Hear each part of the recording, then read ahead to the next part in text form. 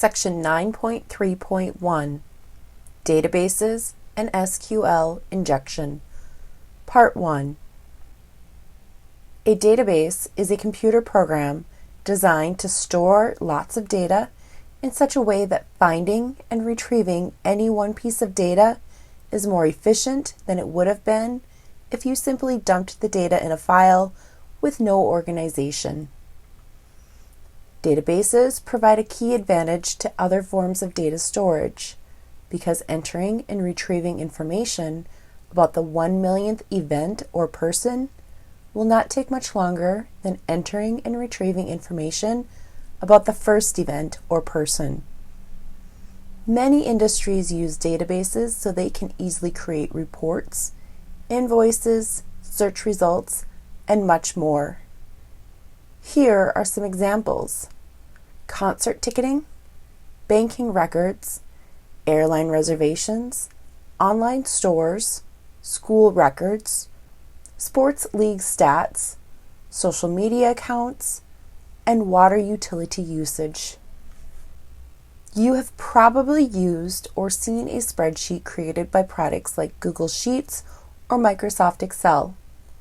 This is not the same as a database, primarily because of scale. Databases can store and manipulate huge amounts of data, while spreadsheets have limitations in both size and output capability. A great quote credited to Mark Twain reinforces the idea here. Data is like garbage. You better know what you're going to do with it before you collect it. Let's look at how a database is different from a spreadsheet like Google Sheets or Microsoft Excel. They both use columns and rows to store data into organized tables. However, spreadsheets store information in single tables with limited ability to cross-reference or create reports, and databases can cross-reference to extract data from multiple tables and rapidly produce many types of reports. This is important to remember. Data has tremendous value only if there's an accurate and efficient way to extract meaning from it to answer questions like, what time do most of my customers shop? What locations are most people searching to travel? Who are the top scoring players in this online game? A single database table does not look just like a spreadsheet with the structure of columns and rows. The database is different because it can have multiple tables. For example, the sport data database might have other tables that include team rosters, scores for events in each past year, or injuries recorded. All of that data could be managed to create granular searches and reports. In this example, the sport data database has a table with information in these 6 columns. Users can pull information from this database by asking questions such as, what are the dates and teams playing in semifinal games? Or list all scores for events where the Cougars played. If a school used spreadsheets to store data, then there would be a separate sheet or file for each of the listed tables. It would be almost impossible to find your name across several tables to answer the questions on the screen. Here are a few tables where your name could appear at a school. For scheduling, to know what classes you take, at what times, and what days. The grades for each of the courses you have taken. The attendance for each year at the school. Your name, grade level, and ID number. Even personal information like your address, who your parents are, the phone number for your home, your birth date, social security number, who your siblings are. Health information, transportation routes and your pickup location. And sports team rosters, who the coaches are, and those game dates. In today's society, we have become accustomed to the convenience presented by having complex reports available instantly. For instance, Parents would be annoyed if the school didn't find out which athletes would need a bus after practice.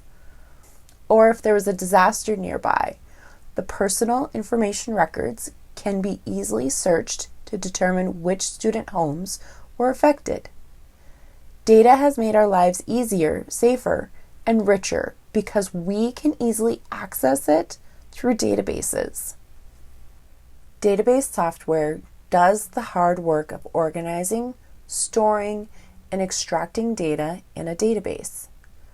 There are many database programming languages, but SQL is one of the first to be widely used for large or huge databases. SQL stands for Structured Query Language.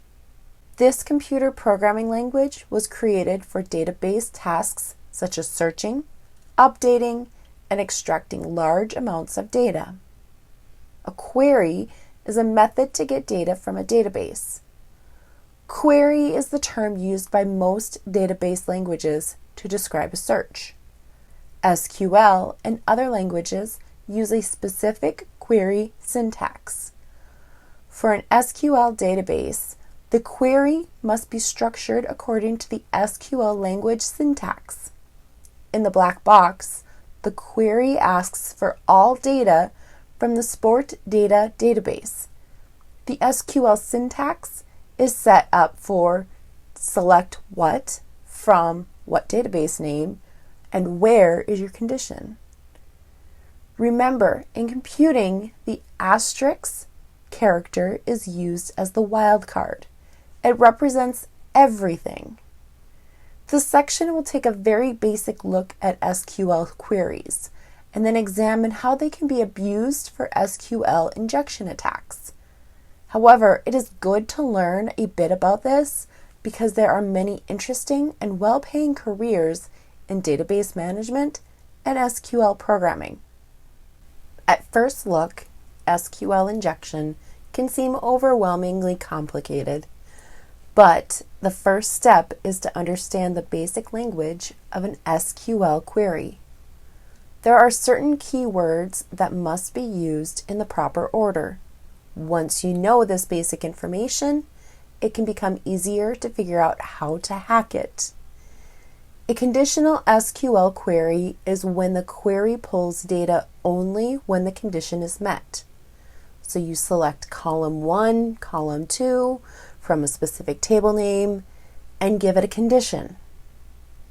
This query in the black box will return information about game dates and scores only for events where the Bucks team played.